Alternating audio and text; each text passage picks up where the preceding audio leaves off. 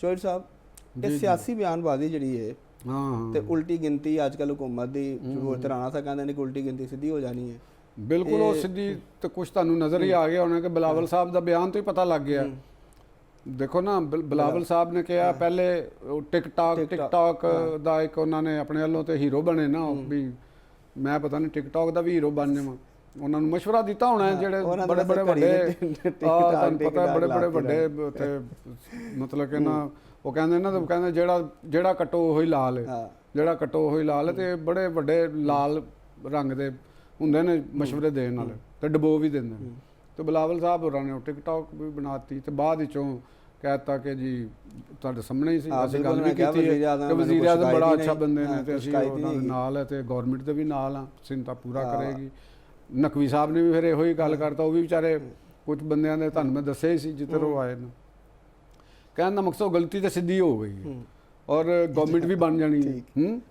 ਤੇ ਅਗਲਾ ਮਰਹਲਾ ਜਿਹੜਾ ਹੋਣਾ, ਜੇ ਮੈਂ ਤੁਹਾਨੂੰ ਮੈਂ ਦੱਸ ਦਿੰਦਾ ਵਾਂ ਵੀ ਕੀ ਹੋਣਾ ਕਿ ਵਜ਼ੀਰ ਆਜ਼ਮ ਵੀ ਅੰਦਰ ਤੇ ਗੁਫ਼ਤਗੂਆਂ ਤੇ ਹੋ ਰਹੀਆਂ ਨੇ। ਜੋ ਕੋਈ ਵੀ ਨਾਮ ਤੁਸੀਂ ਕੋਈ ਕਹਿ ਰਿਹਾ ਜੀ ਉਹ ਸ਼ਾਹ ਗੁਲਾਮ ਕਾਦਰ ਹੈ ਕਿਉਂਕਿ ਉਹ ਪ੍ਰੈਜ਼ੀਡੈਂਟ ਹੈਗਾ, ਤੇ ਅਮੂਮਨ ਰਵਾਇਤ ਤਾਰਿਕ ਫਜ਼ਲ ਚੌਧਰੀ ਸਾਹਿਬ ਹੋਰਾਂ ਨੇ ਇੱਕ ਪ੍ਰੋਗਰਾਮ ਦੇ ਵਿੱਚ ਉਹ ਇਹ ਗੱਲ ਕਰ ਰਹੇ ਸਨ। ਤੇ ਬਾਕੀ ਵੀ ਜਿਹੜੇ ਸਾਬਕ ਵਜ਼ੀਰ ਆਜ਼ਮ ਰਹੇ ਨੇ, ਰਾਜਾ ਫਰੂਕ ਹੈਦਰ ਸਾਹਿਬ ਦਾ ਵੀ ਉਹਦੇ 'ਚ ਨਾਮ ਸ਼ਾਮਲ ਹੈਗਾ। ਇੱਕ ਦੋ ਹੋਰ ਨਾਮ ਨੇ, ਇੱਕ ਪਾਰਟੀ ਦੇ ਜਨਰਲ ਸੈਕਟਰੀ ਜਨਰਲ ਨੇ ਉੱਥੋਂ ਦੇ, ਤੇ ਉਹ ਭਿੰਬਰ ਤੋਂ ਉਹ ਜਿੱਤੇ ਨੇ। ਤੇ ਕਰਨਲ ਵਕਾਰ ਸਾਹਿਬ ਦਾ ਵੀ ਨਾਮ ਆ ਰਿਹਾ ਤੇ ਉਹ ਉੱਥੋਂ ਵੀ ਹੋਏ ਨੇ। ਤੇ ਬਹਰਹਾਲ ਐਨੀਵਨ ਕੋਈ ਵੀ ਹੋਵੇ, ਕੀ ਹੈ ਦਿਲਚਸਪ ਸਿਚੁਏਸ਼ਨ ਰਹੀ ਹੈ ਕਿ 7 ਨਵੇਂ ਲੋਕ ਐਰਕੀ ਮੁੰਤਖਬ ਹੋਏ ਨੇ, ਜਿਨ੍ਹਾਂ 'ਚ ਇੱਕ ਖਾਤੂਨ ਵੀ ਹੈ। ਤੇ ਕਿਹਾ ਜਾ ਰਿਹਾ ਹੈ ਕਿ ਉਹ ਨਵੇਂ ਲੋਕਾਂ ਦੇ ਵਿੱਚੋਂ ਵੀ ਕਿਸੇ ਦੀ ਕਿਸਮਤ ਖੁੱਲ ਸਕਦੀ ਹੈ। ਦੇਖੋ ਇੱਕ ਨਾ ਸਾਡੇ ਤੁਹਾਨੂੰ ਇੱਕ ਜਰਨਲਿਜ਼ਮ ਦੇ ਵਿੱਚ, ਔਰ ਜਰਨਲਿਜ਼ਮ ਤੇ ਸਿਆਸਤ ਇਹ ਚੱਲਦੀਆਂ ਤੇ ਇਕੱਠੀਆਂ ਹੀ ਨੇ ਨਾ।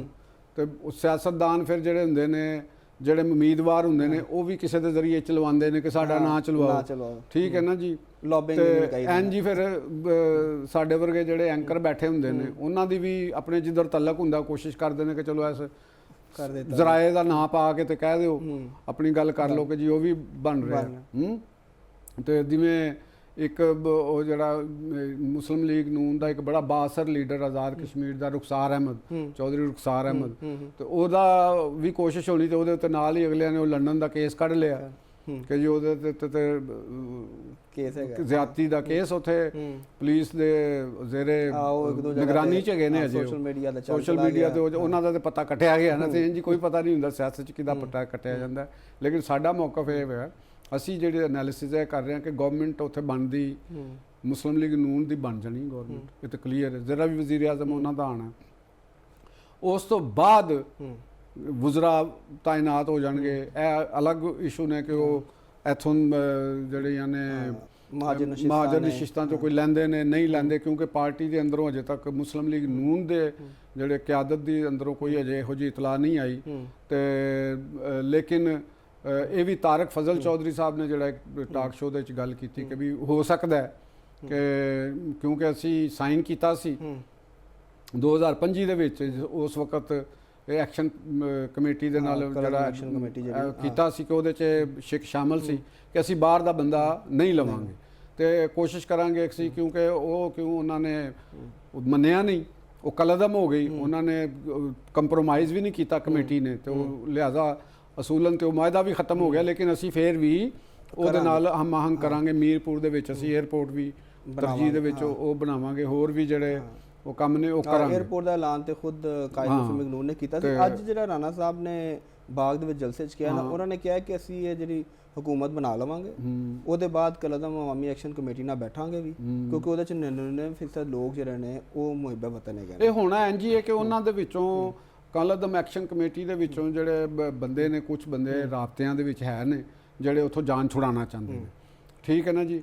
ਉਹ ਮੇਰਾ ਖਿਆਲ ਹੈ ਕਿ ਜਿਸਲੇ ਗਵਰਨਮੈਂਟ ਬਣ ਜਾਏਗੀ ਤੇ ਫਾਈਨਲ ਡਿਸੀਜਨ ਹੋ ਜਾਏਗਾ, ਉਹਨਾਂ ਨੂੰ ਅਲਟੀਮੇਟਮ ਦੇ ਦਿੱਤਾ ਜਾਏਗਾ ਕਿ ਜਿਹੜੇ ਤੁਸੀਂ ਆਉਣਾ ਚਾਹੁੰਦੇ ਹੋ ਉਹ ਆ ਜਾਓ, ਤੇ ਆਜ਼ਾਦ ਕਸ਼ਮੀਰ ਦੀ ਨਿਊਲੀ ਗਵਰਨਮੈਂਟ ਦੀ ਮਨਜ਼ੂਰੀ ਦੇ ਨਾਲ ਉੱਥੇ ਉਹਨਾਂ ਦੇ ਖਿਲਾਫ ਜੋ ਵੀ ਕਾਨੂੰਨੀ ਐਕਸ਼ਨ ਬਣਦਾ ਹੋਇਆ, ਚਾਹੇ ਪੁਲਿਸ ਐਕਸ਼ਨ ਕਰਨਾ ਹੋਵੇ, ਜਿਸ ਤਰੀਕੇ ਨਾਲ ਵੀ ਹੋਵੇ, ਉਹਨਾਂ ਨੂੰ ਉਠਾ ਦਿੱਤਾ ਜਾਏਗਾ।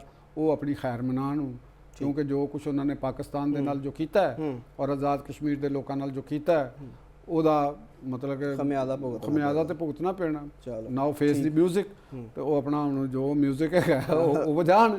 ਤੇ ਮੇਰਾ ਖਿਆਲ ਹੈ ਕਿ ਇਹਨਾਂ ਦਾ ਨਾਲ ਇੱਕ ਜਿਹੜੀ ਇੱਕ ਜਿਹੜਾ ਐਲੀਮੈਂਟ ਹੈ ਬਾਗੀ ਐਲੀਮੈਂਟ, ਸਟੇਟਸ ਨੂੰ ਉਹਨਾਂ ਦੇ ਨਾਲ ਨਰਮੀ ਨਹੀਂ ਕਰਨੀ ਚਾਹੀਦੀ। ਠੀਕ ਹੋ ਗਿਆ ਜੀ ਸਾਹਿਬ। ਤੇ ਅੱਜ ਕੀ ਮੈਸੇਜ ਹੈ ਸਾਡੇ ਨਾਜ਼ਰੀਨ ਵਾਸਤੇ? ਮੈਸੇਜ ਅੱਜ ਤੁਸੀਂ ਵੀ ਯਕੀਨਨ ਖਬਰ ਪੜ੍ਹੀ ਹੋਣੀ ਵਜ਼ਾਰਤ ਮਨਸੂਬਾਬੰਦੀ ਦੇ ਔਰ PCSIR ਦੇ ਪਾਬੰਦ ਦੇ ਨਾਲ ਜਿਹੜੀ ਮਿਲਾਵਟ ਦੇ ਨਾਲ ਹੋਣੀ ਹੈ, ਤੇ ਤੁਸੀਂ ਵੀ ਚੌਂਕੇ ਹੋਣੇ ਹੋ ਬੜੇ ਕभी ਯਾਰ ਹੈ ਦੇਖੋ ਨਾ ਕਿ ਵੈਸੇ ਕੈਸੀ ਗੱਲ ਹੈ। ਹਾਂ ਉਹ ਸਹੀ ਕਹਿੰਦੇ ਨਾ, ਫਿਰ ਜਦੋਂ ਕਹਿੰਦੇ ਜੀ ਤੁਸੀਂ ਆਇਲ ਖਾ ਰਹੇ ਹੋ ਤਾਂ ਹਾਰਟ ਅਟੈਕ ਹੋ ਗਿਆ, ਘਿਓ ਖਾ ਰਹੇ ਹੋ ਤੇ ਹਾਰਟ ਅਟੈਕ, ਜਿਹੜਾ ਜਿੰਨਾ ਖਾ ਰਹੇ ਉਹਨਾਂ ਬਿਮਾਰ ਹੋ ਗਿਆ। ਸਭ ਤੋਂ ਜ਼ਿਆਦਾ ਮਿਲਾਵਟ ਕੁਕਿੰਗ ਆਇਲ ਦੇ ਵਿੱਚੋਂ ਨਾਕਸ ਉਹ ਨਿਕਲਿਆ ਤਕਰੀਬਨ 70% ਦੇ ਜਾਂ 75% ਦੇ ਕਰੀਬ। ਤੇ ਇੱਥੋਂ ਤੁਸੀਂ ਦੇਖੋ ਕਿ ਇਹ ਜਿਹੜਾ ਮਿਲਾਵਟ ਦਾ ਕਲਚਰ ਹੈ ਔਰ ਸਾਡਾ ਜਿਹੜਾ ਤਾਜਰ ਤਬਕਾ ਹੈ, ਇੰਪੋਰਟਰ ਤਬਕਾ ਹੈ, ਜਿਹੜੀ ਮੈਂ ਅੱਗੇ ਵੀ ਗੱਲ ਕੀਤੀ ਹੈ, ਇਹ ਮਫਾਦਾਤ ਲੈਣ ਵਾਸਤੇ ਰਿਆਸਤ ਦੇ ਕੋਲੋਂ ਟੈਕਸ ਬਚਾਉਣ ਵਾਸਤੇ, ਰਿਬੇਟ ਲੈਣ ਵਾਸਤੇ, ਸਬਸਿਡੀ ਲੈਣ ਵਾਸਤੇ ਇਹਨਾਂ ਨੇ ਮੂੰਹ ਖੋਲੇ ਹੁੰਦੇ ਨੇ। ਠੀਕ ਹੈ ਨਾ ਜੀ। ਤੇ ਔਰ ਨਾਲ ਕੀ ਕਰ ਰਹੇ ਨੇ? ਮਿਲਾਵਟਾਂ ਲੋਕਾਂ ਦੀ ਸਿਹਤ ਨਾਲ ਖੇਡ ਰਹੇ ਨੇ, ਜ਼ਿੰਦਗੀਆਂ ਨਾਲ ਖੇਡ ਰਹੇ ਨੇ, ਜ਼ਿੰਦਗੀਆਂ ਦੇ ਨਾਲ ਖੇਡ ਰਹੇ ਨੇ। ਸਾਡੀ ਨੌਜਵਾਨ ਨਸਲ, ਬੱਚੇ, ਔਰਤਾਂ, ਬੁੱਢੇ, ਉਹ ਇਹਨਾਂ ਤੋਂ ਦਵਾਈਆਂ ਦੇ ਵਿੱਚ ਮਿਲਾਵਟ। ਤੁਸੀਂ ਅੰਦਾਜ਼ਾ ਲਾ ਲਓ ਯਾਰ ਕਿਸ ਮੁਲਕ ਦੇ ਵਿੱਚ ਅਸੀਂ ਰਹਿ ਰਹੇ ਹਾਂ। ਦੇਖੋ ਸਟੰਟ ਜਾਲੀ ਨਿਕਲੇ, ਸਟੰਟ ਜਾਲੀ ਨਿਕਲੇ, ਔਰ ਕਈ ਇੱਕ ਜਾਲੀ ਤੇ ਕਈ ਐਸੇ ਆਪਰੇਸ਼ਨ ਕਰ ਦਿੱਤੇ ਗਏ ਨਿੱਜੀ ਹਸਪਤਾਲਾਂ ਦੇ ਅੰਦਰ ਕਿ ਮਰੀਜ਼ ਨੂੰ ਉਹਨੂੰ ਸਟੰਟ ਪਾਇਆ ਹੀ ਨਹੀਂ। ਉਹ ਭਾਈ ਸਾਹਿਬ ਦਾ ਸੀਨਾ ਚਾਕ ਕੀਤਾ, ਬੰਦ ਕੀਤਾ, ਕਹਿਤਾ ਪੈਸੇ ਲੈ ਲੈ, ਬੰਦਾ ਠੀਕ ਹੈ। ਯਾਰ ਕੀ ਗੈਰ ਅਸੀਂ ਲੋਕ ਕੀ ਦਰਿੰਦੇ ਬਣ ਗਏ ਯਾਰ। ਇੱਕ ਅਜੀਬ ਜੀ ਇੱਕ ਅਪਰੋਚ ਹੈ ਨਾ। ਤੇ ਕਵਾਨੀਨ ਵੀ ਮੌਜੂਦ ਨੇ।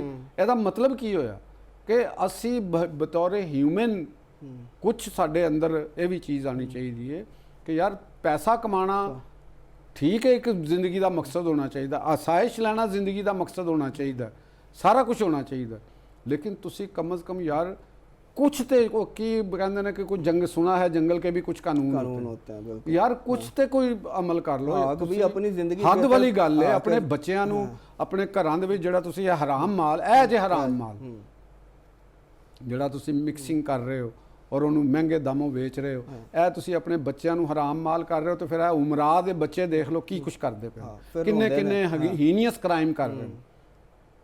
ਤੇ ਇਸ ਵਾਸਤੇ ਮਿਲਾਵਟ ਦੇ ਖਿਲਾਫ ਹਕੂਮਤ ਨੂੰ ਵੀ ਚਾਹੀਦਾ ਕਿ ਕੋਈ ਜਿਹੜਾ ਸਿਸਟਮ ਹੈਗਾ ਆਪਣੇ ਸਿਸਟਮ ਨੂੰ ਫੂਲ ਪ੍ਰੂਫ ਬਣਾਉਣ, ਤਾਂ ਕਿ ਜਿਹੜੀ ਤੁਹਾਨੂੰ ਫੜਨ ਵਾਲੇ ਨੇ ਗਵਰਨਮੈਂਟ ਦਾ ਜਿਹੜਾ ਲੈਵਲ ਹੈਗਾ, ਜਿਹੜਾ ਪ੍ਰਾਈਵੇਟ ਉਹ ਤੇ ਕਰ ਰਿਹਾ, ਜਿਨ੍ਹਾਂ ਨੇ ਉਹਨਾਂ ਨੂੰ ਗ੍ਰਿਫਤਾਰ ਕਰਨਾ ਹੈ, ਜਿਨ੍ਹਾਂ ਨੇ ਉਹਨਾਂ ਦੇ ਉੱਤੇ ਮੁਕੱਦਮਾ, ਜੇ ਉਹ ਹੀ ਠੀਕ ਨਹੀਂ ਹੈਗੇ। ਵੈਸੇ ਪੰਜਾਬ 'ਚ ਜੇ ਸਲਮਾ ਭੱਟ ਸਾਹਿਬਾਂ ਤੇ ਬੜੇ ਐਕਸ਼ਨ ਲੈ ਰਹੇ ਨੇ, ਬਹੁਤ ਵਿਚਾਰੀ ਕਰ ਰਹੀ ਹੈ, ਅਦਾਰੇ ਕੋਈ ਸ਼ੁਬਾ ਨਹੀਂ ਬੰਦ ਕੀਤੇ, ਲੇਕਿਨ ਐਸੇ ਲੇਕਿਨ ਉਹ ਦੇਖੋ ਇਹ ਬੰਦੇ ਸਿਸਟਮ, ਇਹਨੂੰ ਸਿਸਟਮ ਕਹਿੰਦੇ ਨੇ ਕਿ ਤੁਸੀਂ ਇਹਨਾਂ ਦੇ ਉੱਤੇ ਚੈੱਕ ਵਾਸਤੇ ਕਵਾਨੀਨ ਬਣਾਓ। ਇਹ ਜਿਹੜੇ ਲੋਕ ਨੇ ਸਿਸਟਮ ਨੂੰ ਚੈੱਕ ਕਰ ਰਹੇ, ਇਹਨਾਂ ਦੇ ਜਦ ਤੱਕ ਤੁਸੀਂ ਇਹ ਸਰਕਾਰੀ ਮਸ਼ੀਨਰੀ ਨੂੰ ਇਬਰਤ ਦਾ ਨਿਸ਼ਾਨ ਨਹੀਂ ਬਣਾਓਗੇ ਨਾ, ਇਹਨਾਂ ਦੇ ਉੱਤੇ ਕਾਨੂੰਨ ਨਹੀਂ ਨਾਫਜ਼ ਕਰੋਗੇ, ਤੇ ਮਾਮਲਾਤ ਹੱਲ ਨਹੀਂ ਜੇ ਹੋਣੇ। ਠੀਕ ਹੋ ਗਿਆ ਚੂਰ ਸਾਹਿਬ। ਮੇਰੀ ਤੇ ਇਹੋ ਹੀ ਅਪੀਲ ਹੈਗੀ ਹੈ ਕਿ ਗਵਰਨਮੈਂਟ ਅੱਗੇ ਕਿ ਇਹਨਾਂ ਨੂੰ ਇਬਰਤ ਦਾ ਨਿਸ਼ਾਨ ਬਣਾਓ। ਨਹੀਂ ਚੂਰ ਸਾਹਿਬ, ਬੜਾ ਬਿਹਤਰੀਨ ਤੁਸੀਂ ਮੈਸੇਜ ਦਿੱਤਾ।